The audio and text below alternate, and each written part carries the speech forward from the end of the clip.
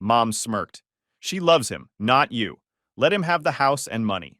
I signed the divorce papers instead and took everything. Hey, Reddit. So my mom told me to hand over my wife to my brother at the dinner table, while everyone just sat there like this was normal family business. Let me back up because this story is wild, and you need the full context to understand just how messed up my family really is. I'm Nathan, 32 male, and I've been the family ATM for as long as I can remember. My younger brother Kyle, 29 male, has always been the golden child, the one who could do no wrong, the one who got endless chances and blank checks while I got lectures about responsibility. Classic middle-class family dysfunction, except I was funding it with my actual money. Growing up, the favoritism was so blatant, it would make a reality show. Producer, blush. Kyle got a car for his 16th birthday, a decent used Honda that my parents were so proud to give him. I got a lecture about responsibility and a bus pass. When I asked why the difference, my dad said I needed to learn the value of hard work. Kyle apparently didn't need that lesson because he was still finding himself. I worked through high school at a hardware store, saved every penny, and bought my own car at 17. A beat-up Toyota that leaked oil and had a tape deck that ate every cassette I put in it. My parents praised Kyle for accepting their gift graciously. They told me my car was embarrassing, and I should park it down the street when their friends came over. College was the same story. I got a partial scholarship and worked 2 jobs to cover the rest. Graduated with $15,000 in student loans that I paid off myself within 3 years.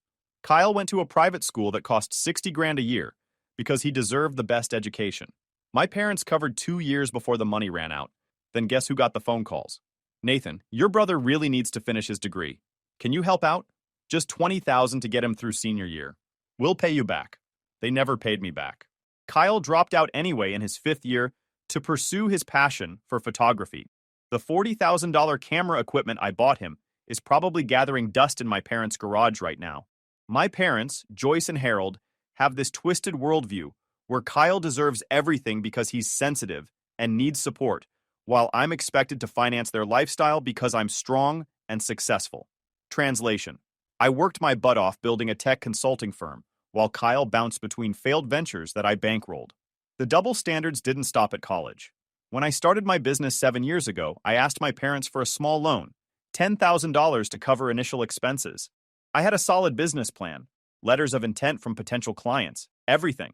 My dad looked at me like I'd asked him to rob a bank. Nathan, we can't just hand out money. You need to learn to stand on your own 2 feet. What if the business fails? We'd lose everything.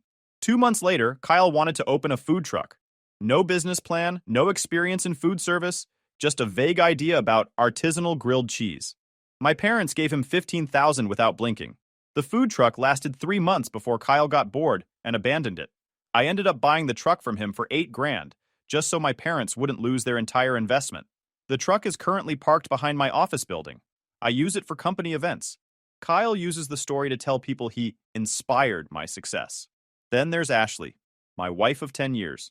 The woman who supposedly loved me, who kissed me goodbye this morning and told me she'd see me at my parents' house for dinner. The woman I trusted with everything. We met in college, one of those meet-cute situations where she spilled coffee on my laptop in the library. I was pissed until I looked up and saw her standing there, genuinely apologetic, offering to pay for repairs. We started talking. She was sweet, funny, ambitious, studying communications with dreams of working in public relations. I fell hard. Proposed after 2 years of dating. She said yes without hesitation. The wedding was small. My parents complained it wasn't fancy enough, that I should have spent more to make Ashley feel special. I'd already dropped $30,000 on the event, money I'd saved from my first year running my business. Kyle was my best man. He got drunk at the reception and hit on 3 of Ashley's bridesmaids. Everyone laughed it off as Kyle being Kyle. Our marriage was good at first. Ashley supported me while I built the business, or at least that's what I thought.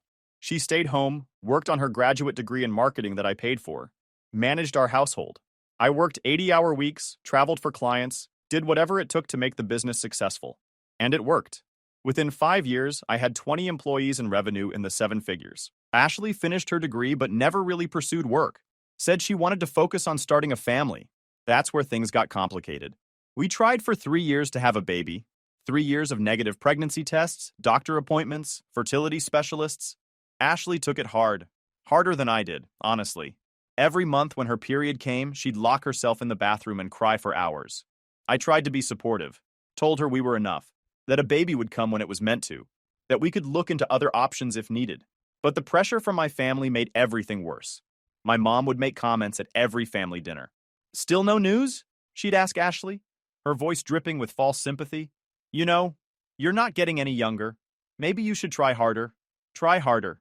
Like Ashley wasn't already taking hormones that made her sick, wasn't already tracking every cycle, wasn't already doing everything humanly possible. Kyle, of course, made it worse. He'd joke about how he was too fertile and needed to be careful because babies just happened around him. My parents would laugh. Ashley would excuse herself to the bathroom. I started declining some family dinners just to spare her the humiliation. That's when my mom started calling me selfish for putting my wife before my family. About 6 months ago, things shifted with Ashley. She seemed lighter somehow, less stressed about the baby thing. Started spending more time at the gym, getting her nails done, smiling at her phone. I figured she was finally accepting that maybe kids weren't in our cards, that she was focusing on herself again. I was relieved, honestly. Thought we were getting back to being just us. Looking back now, all the signs were there. The late-night study groups for a class she'd already finished. The weekend girls' trips that Kyle coincidentally was also absent for. The new lingerie I definitely didn't buy her. But I trusted her. I trusted my brother. I trusted that my family wouldn't betray me in the worst possible way. Shows what I know. So picture this. Sunday dinner at my parents' place. Nothing unusual. Mom made her famous pot roast. Dad opened some fancy bottle to celebrate Kyle's latest business idea that would inevitably need my checkbook. Standard family gathering. I walked in and immediately noticed something off. Ashley and Kyle were sitting next to each other, which was weird because Ashley usually sat next to me. Mom was bustling around with this satisfied smile that made my stomach turn. Dad wouldn't look at me. "Sit down, Nathan," Mom said, gesturing to the chair across from Ashley. "We have something important to discuss." I sat. That's when I really looked at Ashley. She had this glow about her, and her hand kept drifting to her stomach in this protective way. My brain started connecting dots I didn't want to connect. "Nathan," Mom started, slicing her pot roast like she was about to discuss the weather. "We need to talk about your marriage." I looked at Ashley. She was staring at her plate. "Your brother and Ashley are in love," Mom continued, her tone matter of fact. "She's 4 months pregnant with Kyle's baby. They want to be together, and we think the mature thing is for you to step aside gracefully." The words hit me like a freight train. I actually laughed. One of those shocked, disbelieving laughs that sounds borderline unhinged. "Excuse me?" Kyle finally spoke up, his voice defensive. "Nathan, man, we didn't plan this. It just happened. You're always working, always traveling." Ashley needed someone who was actually there for her. 4 months? I repeated, my voice sounding distant even to my own ears. "You've been sleeping with my wife for 4 months?" "Longer than that," Kyle said, and there was this edge to his voice, this smug satisfaction. "Almost a year, actually, but she's been pregnant for 4 months. Ashley still wouldn't look at me. She just sat there, picking at her food, letting Kyle speak for her. I turned to my parents. Surely they'd be furious. Surely my mom would be screaming at Kyle for this betrayal. But Mom just took a sip of her drink and looked at me like I was the one being unreasonable. "Nathan, think about this logically," she said. "You're a career man. You built a successful company. You can survive on your own. Kyle needs stability. He needs a family. And this baby, this is my grandchild. My flesh and blood. I'm your flesh and blood too," I said, my voice rising. "Ashley is my wife. Technically," Dad finally spoke, not even bothering to look up from his plate. "But the marriage is over, isn't it? You two have been growing apart for months. We've all seen it. Kyle makes her happy. Just look at them." I looked. Kyle had his arm around Ashley now. She was leaning into him, her hand on that small bump I hadn't noticed because I'd been working 80-hour weeks to pay for everyone's lives. The nausea was overwhelming. "We need to discuss logistics," Mom continued, like we were planning a vacation. "Kyle can't just move into some rental with a baby on the way. He needs stability. We think it's best if you move into that downtown condo you own. Leave the house to Kyle and Ashley." My mouth fell open. "You want me to give them my house?" "It's Ashley's house too," Mom said dismissively. "Community property and all that. Besides, you have plenty of money. You can buy another one. Don't be greedy, Nathan." Greedy. The word echoed in my head. I had paid off my parents' mortgage 3 years ago. I bought them their cars. I funded Kyle's 5 different business ventures that all crashed and burned.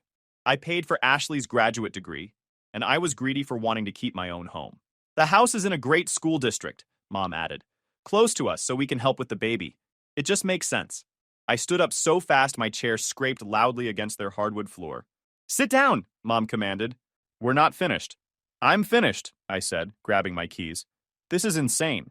If you walk out that door, Kyle said, his voice dropping to what he probably thought was an intimidating tone, you're proving exactly why Ashley left you. You care more about your assets than family. You're cold, Nathan. Always have been. I care about loyalty, I said, my voice shaking. I care that my wife has been sleeping with my brother for a year while I paid all her bills. Lower your voice, Mom hissed. What will people think? I looked at them, really looked at them. My parents, orchestrating this betrayal like it was some kind of merger. Kyle, smirking because he was finally getting what he thought he deserved. Ashley, still silent, still refusing to meet my eyes. I'm not giving you the house, I said clearly. And I'm not giving Ashley a divorce without a fight. Yes, you will, Mom said confidently. Because if you don't, you'll lose this family forever. Do the right thing, Nathan. Be the bigger person for once. I walked out, didn't run, didn't slam the door, just left with whatever dignity I had remaining. The drive home was a blur. I kept replaying the scene, looking for the moment where this became a sick joke. But it wasn't a joke. My wife was pregnant with my brother's baby, and my parents thought I should just hand over my house and move on. When I got home, to the house I bought, that I'd renovated myself, I just sat in the driveway for a while. The lights were off inside. Ashley's car was still at my parents' house. This was my space, and suddenly it felt like a crime scene. I went inside and started looking. I don't know what I was searching for exactly, but I needed evidence that this was real. In her nightstand, I found a jewelry box I'd never seen before. Inside was a silver charm bracelet I didn't buy her. Each charm told a story I wasn't part of. A tiny baby shoe, a heart with two initials, K and A. In the bathroom trash, buried under tissues, was a positive pregnancy test. 4 months old, based on the date scribbled on the wrapper.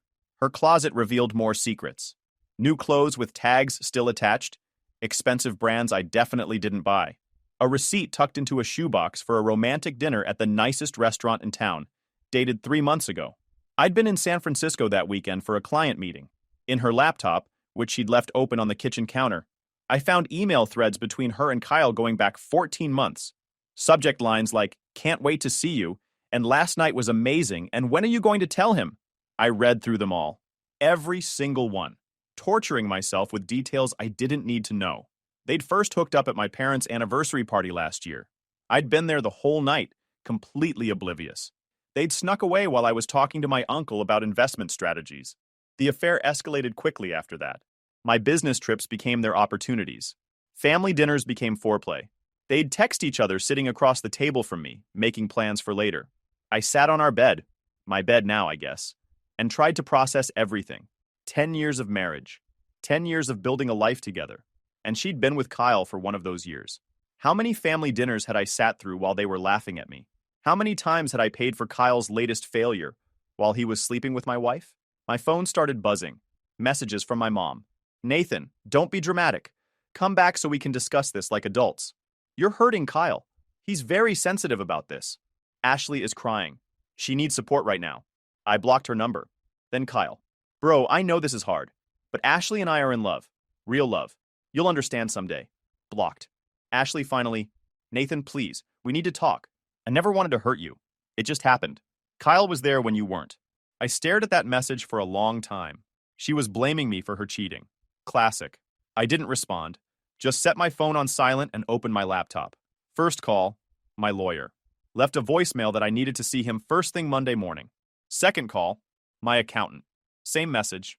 Third call, my best friend Sam, who happened to be a family law attorney. Sam picked up on the second ring. "Nathan, what's wrong?" I told him everything. The dinner, the pregnancy, my parents' demand that I hand over my house. He was silent for a long moment. "Nathan, I need you to listen to me very carefully," he said. "Do not leave that house. Do not sign anything. Do not engage with any of them. I'm coming over right now, and we're going to build a case that will destroy them." "I don't want revenge," I said. But even as I said it, I knew it was a lie. "Yes, you do," Sam said. "And you should. What they're doing isn't just cruel. It's fraud. If they're trying to pressure you into giving up assets, that's financial coercion. We can use this. Let me help you." Sam showed up an hour later with a briefcase and a digital voice recorder. We spent the next 4 hours going through everything: finances, property deeds, text messages, everything. Here's what we know, Sam said, making notes. The house is in your name only. You bought it before the marriage with your own money. In most states, that makes it separate property. Ashley's name is on the mortgage refinance from 2 years ago, I said. Did she contribute to the payments? No, I paid everything. She was in grad school. Sam smiled grimly. Even better. We can argue she has no legitimate claim. And if she's been cheating for a year, we can push for a fault-based divorce. That means she gets nothing. What about my parents? What about them? They have no legal standing in your marriage. But if they've been helping facilitate the affair, if they've been pressuring you to sign over property, we can explore harassment claims. At minimum, we cut them off completely. I nodded. The shock was wearing off, replaced by cold calculation. I want to audit everything, I said. Every dollar I've given them. Every business venture I've funded for Kyle. Every bill I paid. I want it all documented. Sam grinned. Now you're thinking like a lawyer. Document everything. Record every conversation. Don't delete any messages. They're handing you the evidence to bury them. Monday morning, I was at my lawyer's office at 8. By noon, I had filed for divorce citing adultery. By 2, I had frozen all joint accounts. By 4, I had sent cease and desist letters to my parents demanding they stop contacting me about marital assets. Ashley called me 17 times that day. I didn't answer. Kyle sent me a long text about how I was overreacting and ruining everyone's happiness. I screenshotted it for my lawyer. Mom left a voicemail calling me selfish and ungrateful. I saved it.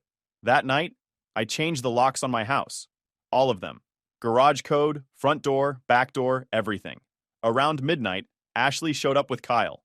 I watched them from my security camera, standing on the porch, trying keys that no longer worked. "Nathan!" Ashley screamed, pounding on the door. "This is my house too. You can't lock me out." I called the police. Told them my estranged wife and her affair partner were trespassing. The operator asked if I felt threatened. I said yes. 2 patrol cars showed up within 10 minutes. I watched from the upstairs window as officers talked to Ashley and Kyle. She was crying, pointing at the house, probably explaining how unreasonable I was being. One officer came to the door. I opened it with my lawyer on speakerphone. "Sir, is this your residence?" the officer asked. "Yes, solely mine. My name is the only one on the deed." "Your wife claims she lives here." "She did. She also committed adultery with my brother, and I filed for divorce. Here's the documentation." I handed him copies of the filing. He read through them, then looked back at Ashley and Kyle. "Ma'am, you need to leave the property," he told Ashley. "This is a civil matter. You'll need to work it out through the courts." "But my clothes are in there. My things." The officer looked at me. I nodded. "She can retrieve her personal items with a police escort. Tomorrow, after I've had a chance to document what's hers versus what's mine." Ashley's face crumpled. Kyle tried to argue, but the second officer shut him down. "You need to leave now, or you'll be arrested for trespassing." I watched them drive away in Kyle's beat-up sedan, the one I'd helped him buy last year. The next day, Ashley came back with 2 officers and my mom. I had already packed all of Ashley's clothes and personal items into boxes. Everything she'd brought into the marriage. Her graduate degree materials, her jewelry, the charm bracelet Kyle gave her. "What about the furniture?" Mom demanded, looking around at my living room. "I bought all of it," I said calmly. "Before we were married. It's mine." The law says this is my separate property, purchased with my premarital assets," I interrupted. My lawyer confirmed it. "She's welcome to take anything she can prove she bought with her own money." Ashley looked around the house. At the couch I'd saved for months to buy, the dining table I'd refinanced from an estate sale, the TV I'd gotten as a work bonus. She owned none of it. "This is cruel," she whispered. "What's cruel is sleeping with my brother for a year," I said. "What's cruel is letting me pay your student loans while you were planning to leave.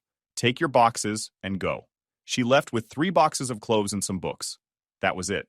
10 years of marriage, reduced to 3 cardboard boxes. My mom stayed behind after the police left. "Nathan, you're making a mistake," she said.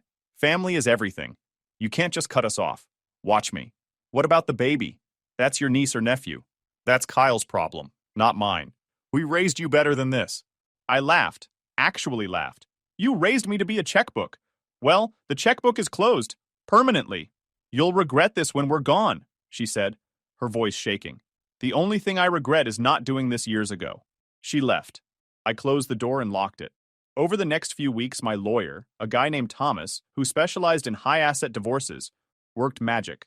We discovered that Ashley had opened a credit card in my name 2 years ago, maxed it out on random purchases. That was fraud. We found that Kyle had borrowed $70,000 from me over the years for businesses that never materialized, all documented in bank transfers with notes like for Kyle's restaurant and Kyle's app idea. But it got worse. Thomas hired a forensic accountant who went through every financial record with a microscope. What we found was staggering. Ashley had been siphoning money from our joint account for over a year. Small amounts at first. 200 here, 300 there. Nothing I'd noticed with money coming in and out for business expenses, but it added up to over $40,000 transferred to an account I didn't know existed. That account? Jointly owned by Ashley and Kyle. They'd been planning this for a long time, building a nest egg with my money while plotting to take my house too. Thomas also found that Kyle had used my social security number to apply for business loans. 2 of them, totaling $90,000, had been approved. The businesses failed within months, and the loans defaulted. My credit score had taken a massive hit, and I had no idea why until Thomas uncovered the paperwork. "This isn't just infidelity," Thomas said, spreading documents across his conference table. "This is systematic financial abuse and fraud. We're talking criminal charges if you want to pursue them." I wanted to pursue them. We compiled every receipt, every payment, every financial transaction that showed the clear pattern. I funded their entire lifestyle while they betrayed me. Thomas filed motions for everything: fraud charges against Ashley, collection proceedings against Kyle, financial disclosures from my parents showing I'd given them over $300,000 in the past decade. "They're going to fight this," Thomas warned me. "Let them. I have receipts for everything." The divorce proceedings were brutal. Ashley's lawyer tried to argue she deserved half of everything because she supported my career by managing the household. Thomas ripped that apart in court. He showed that we had a cleaning service I paid for, that I did my own cooking, that Ashley's management consisted of spending my money on grad school and personal expenses. Then he brought up the affair. Ashley's lawyer tried to claim it was irrelevant. The judge disagreed. "Mrs. Wilson," the judge said, peering over his glasses, "you engaged in an extramarital affair with your husband's brother. You became pregnant with the paramour's child while still married. These facts are absolutely relevant to questions of spousal support and asset division," Ashley cried. The judge was unmoved. Kyle showed up to one hearing, trying to support Ashley. Big mistake. Thomas had him served with papers right there in the courthouse. A lawsuit for the $70,000 he owed me, plus interest. "You can't do this," Kyle shouted. "That was a gift." "Your text messages say otherwise," Thomas replied calmly. "You specifically promised to pay it back once your businesses succeeded. None of them succeeded. Time to pay up." Kyle couldn't pay, obviously. He filed for bankruptcy within a month. My parents tried to intervene, calling the judge's office to complain about my vindictive behavior. That earned them a lecture about inappropriate contact and almost got my mom held in contempt. The final divorce decree came through 3 months later. Ashley got nothing. No alimony, no property settlement, nothing. The judge found that her adultery and fraud negated any claims she might have had. She was ordered to pay back the credit card debt she'd fraudulently incurred. Kyle was ordered to pay child support for the baby that wasn't mine. My parents were ordered to stay away from me. I'd gotten a restraining order after Mom showed up at my office screaming. I should have felt victorious. Instead, I just felt tired. The fallout was spectacular. Kyle and Ashley got married in a quick courthouse ceremony. No reception, no honeymoon. They moved into my parents' house because neither of them could afford rent. Living together destroyed whatever fantasy they'd built up during the affair. Turns out sneaking around is a lot more exciting than actual domestic life. My cousin Mike, the only family member I still talk to, kept me updated on the disaster. "They're fighting constantly," he told me over coffee one day. "Ashley expected Kyle to provide for her like you did, but Kyle's broke. He can't even pay for his own phone bill without asking your mom for money. And my parents are okay with this?" Mike laughed. "They're miserable. Your dad had to go back to work part-time at 67 because they can't afford to support 2 adults and a baby on their retirement savings. Your mom complains constantly about Ashley leaving dirty diapers everywhere and eating all their food. The schadenfreude was real. Kyle tried to get a job. Multiple jobs, actually. But his resume was a graveyard of failed ventures and gaps in employment. Nobody wanted to hire a 29-year-old with no real work experience and a criminal record for fraud. Oh yeah, I pressed charges for the identity theft. Kyle got convicted, received 2 years probation, and had to pay restitution. Since he couldn't pay, the court garnished the wages from whatever job he could get. He ended up working at a fast food place for minimum wage. The same guy who used to brag about being too entrepreneurial for traditional employment was now asking people if they wanted fries with that. Ashley, for her part, discovered that being a stay-at-home mom isn't the luxurious lifestyle she'd imagined when you're living in someone else's house with no money. She'd gone from shopping at high-end boutiques to clipping coupons. My mom, who'd orchestrated this whole disaster, was living her own nightmare. She'd imagined being the doting grandmother, hosting family dinners where everyone celebrated Kyle and Ashley's love. Instead, she was raising another child at 65, while her son and daughter-in-law fought about money and blamed her for ruining their lives. Because here's the thing, Ashley cheated on Kyle too. Just like she cheated on me. Ashley cheated on Kyle, Mike told me over coffee 6 months after the divorce, with the same personal trainer from her gym. DNA test proved the baby isn't his either. I almost felt bad for Kyle. Almost. He lost it, Mike continued. Showed up at your parents' house screaming. Tried to throw Ashley out. She called the cops. He got arrested for domestic disturbance. The DNA revelation was the nuclear bomb. Kyle had destroyed his relationship with me, blown up his life, and gone into debt. All for a baby that wasn't even his. My parents were stuck with a daughter-in-law they couldn't stand, a grandchild that wasn't genetically related to them, and a son who blamed them for encouraging the relationship in the first place.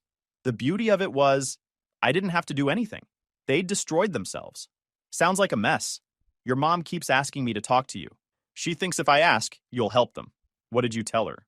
I told her you're done. Some bridges, once burned, turned to ash. Mike was a good guy. About 8 months after the divorce finalized, Dad's health took a turn. Years of stress, from working past retirement age, from housing 2 adult children who hated each other, from watching his golden child fail spectacularly, caught up with him. He had a heart attack on a Tuesday morning, survived it, spent a week in the hospital, came home weaker than before. My mom called me from the hospital. I let it go to voicemail. Nathan, it's your mother. Your father had a heart attack. He's asking for you. Please, whatever problems we have, he's still your father. Please come. I deleted the message. She called 7 more times that day. I blocked her number. Kyle tried next, leaving a voicemail that somehow managed to be both pleading and accusatory. Nathan, Dad's in the hospital, man. He needs you. I know we've had our issues, but he's our father. You can't just abandon family when things get hard. That's not who you are. I laughed at that one. Kyle lecturing me about abandoning family. The same Kyle who stole my wife. The irony was almost beautiful. I didn't go to the hospital. Sent flowers with a card that said, wishing you a speedy recovery. Professional, impersonal, done. Dad came home from the hospital but never really recovered. Mike said he mostly sat in his recliner, watching TV, while the house fell apart around him. Ashley and Kyle fighting in one room, the baby crying in another. My mom stressed beyond capacity trying to hold it all together. The man who'd told me I needed to learn the value of hard work was now watching his golden child work at a fast food joint while living in his basement with a wife who couldn't stand him. 6 months later, Dad had another heart attack. This one he didn't survive. Mike called to tell me. Didn't ask if I was coming to the funeral. Already knew the answer. Are you going to the funeral? He asked anyway. No. Your mom's asking for you. She can keep asking. I didn't go. Sent flowers with a card that said, condolences to the family. Professional. Distant. Done. Part of me felt bad about that. Dad wasn't the worst father in the world. He'd taught me to change a tire, helped me with math homework, showed up to some of my baseball games, but he'd also chosen Kyle over me at every opportunity, enabled Kyle's failures, and sat silently while my mom demanded I give my wife and house to my brother. At some point, being a decent father in small moments doesn't outweigh being a terrible father in the moments that mattered. Mom tried one last time after the funeral, showed up at my office building, made it past security somehow. She looked old, fragile, the kind of fragile that's supposed to make you forget how they hurt you. Nathan, she said, tears streaming down her face. Please, I'm sorry. Your father's gone.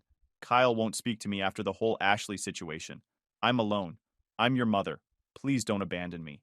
I stood there in my office lobby, my assistant hovering nearby looking uncomfortable. You abandoned me first, I said quietly. At that dinner table. You chose Kyle and Ashley. You called me greedy for wanting to keep my own house. You enabled them to betray me. You don't get to come back now because your plan failed. I made a mistake. I was trying to help both my sons. No, I interrupted. You were trying to maintain control. You saw me as a resource, not a son. And when I cut off the money, suddenly I became worthless to you. That's not true, isn't it? When's my birthday, Mom? She blinked, confused by the change in topic. When is it? I pressed.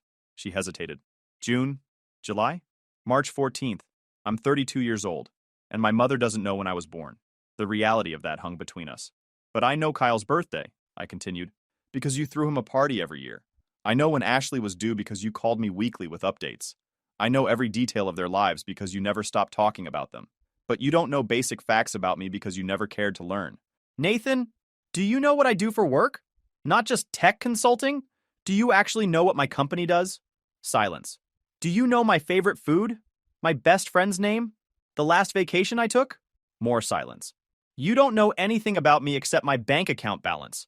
And now that the account is closed, you have no use for me. You're making a mistake. Family is everything. I thought about Sam, who'd helped me through the divorce without asking for anything. I thought about my team at work, who'd celebrated my birthday even when I tried to keep it quiet. I thought about Mike, who kept me sane through all of this. You're right, I said. Family is everything. I just finally found mine, and you're not in it. Security escorted her out. She tried calling a few more times over the next months. Left voicemails about how Kyle had moved out, how Ashley had moved back to her parents' house in another state, how she was alone in that big house with memories of what could have been. I never called back. Eventually, Mike told me she'd sold the house. Couldn't afford it on Dad's pension and Social Security. She moved into a small apartment in a senior community. Last he heard, she was telling the other residents about her successful son who lives out of state, and her troubled son who she's trying to help. In her version of events, I was the villain who abandoned the family. Kyle was the victim who needed saving. Some people never learn. I threw myself into work after all this, grew my business 40% in 1 year, hired more people, stopped funding anyone's dreams but my own. About a year after the divorce, I ran into Ashley at a coffee shop. She looked exhausted, dark circles under her eyes, hair pulled back in a messy ponytail, baby strapped to her chest in one of those carriers. She saw me and froze. I nodded politely and walked past her to order my coffee. Nathan, she called out. I turned. Can we talk, please? I looked at her, really looked at her. This woman I'd loved for 10 years. This stranger who destroyed my trust. No, I said simply. I'm sorry. I know I messed up. Kyle and we're not together anymore. He couldn't handle that the baby wasn't his. I'm alone. I'm struggling. The government assistance barely covers anything. I just need... Ashley? I interrupted gently. I don't care. Her face crumpled. But we were married. We had a life together. You were always so generous. Always helping people. Can't you help me? Just this once? For old times' sake? You spent a year sleeping with my brother while I paid your bills. You tried to take my house. You committed fraud against me. There are no old times worth remembering. I made a mistake. I was confused. Kyle manipulated me. Kyle didn't manipulate you, I said. You're both adults who made choices. Now you get to live with those choices. Please, Nathan. I have a baby to feed. Then get a job. You have a graduate degree that I paid for. Use it. I took my coffee and left while she stood there crying. The old Nathan would have stayed, would have written her a check, would have felt guilty for weeks. The new Nathan kept walking and didn't look back. It's been 2 years now since that dinner. I'm doing well, better than well, actually. The business is thriving. I bought a house in the mountains, away from the city, away from memories. I'm seeing someone. Elena. She's a graphic designer I met at a conference. We've been together for 8 months, and she doesn't know about my money. Doesn't care about it. She likes that I'm handy around the house, that I can fix her laptop when it crashes, that I make her laugh. We're taking things slow, and for the first time in my adult life, I'm not anxious about being used. She met Mike last month. They got along great. She asked me why Mike was the only family member she'd ever heard about. I told her the truth, told her everything. About Ashley and Kyle, about my parents' betrayal, about choosing myself for once. She didn't judge, just held my hand and said, "Good for you. Some people don't deserve access to your life." That's when I knew she was different. Last week, Mike called with news. Kyle got arrested for insurance fraud, tried to file a fake claim after his car got stolen. The car I'd co-signed for 3 years ago, that he still owed payments on. He called me from jail, Mike said, wanted me to ask you for bail money. What did you say? I laughed and hung up. That's the thing about being the family ATM for so long. When you finally close the account, people get desperate. They try everything: guilt, threats, sob stories, medical emergencies. But once you see them for what they really are, once you understand that they never valued you beyond your bank balance, it becomes surprisingly easy to say no. Kyle's facing real jail time now. The judge wasn't sympathetic to a repeat offender with a history of financial fraud. Last Mike heard, he's looking at 18 months minimum. Ashley moved back to her home state with the baby, working as a receptionist at a dental office, living with her parents who are equally thrilled about the situation. She deleted all her social media after people from our old circle kept commenting about the drama. My mom still lives in that small apartment. Mike says she's bitter, telling anyone who'll listen that her sons abandoned her in her time of need. She never mentions her role in destroying both her sons' relationships, never acknowledges that she's the architect of her own loneliness. I don't feel bad for them. I paid my dues. I funded their lives for years while they treated me like a convenience. When I finally stood up for myself, they called me cruel. Guys, we are so close to hit 100,000 subscribers on this channel. If you are not subscribed to the channel, please consider subscribing. It really helps hit that 100,000 mark. Thanks for making this dream come true.